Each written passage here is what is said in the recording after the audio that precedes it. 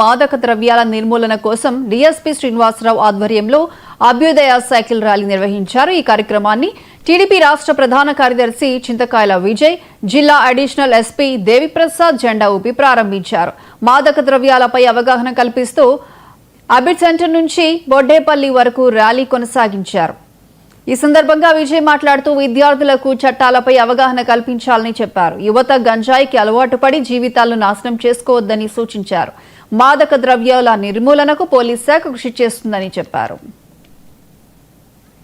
మన Visakhapatnam range IG Shri Gopinath Jatti IPS గారి తాలూకా ఉత్తర్వుల మేరకు ఆయనే ఒక అభ్యుదయం అనే పేరిట గంజాయికి ఈ డ్రగ్స్ కి ఎగ్నిస్ట్ గా ఒక అవగాహన కార్యక్రమాన్ని నిర్వహించడానికి గాను మన ఉత్తరాంధ్ర అంతా కూడా ఒక సైకిల్ యాత్ర చేయాలని దానికి కొంతమందిని మా స్టాఫ్ని కానిస్టేబుల్స్ అందరినీ కూడా రెడీ చేసి మన 12th పాయకరావుపేట నియోజకవర్గం పాయకరావుపేటలో ఫస్ట్ మన home minister madam Shri Vangalapudi Anitha madam గారి చేతుల మీదుగా ఈ కార్యక్రమాన్ని ప్రారంభించడం జరిగింది।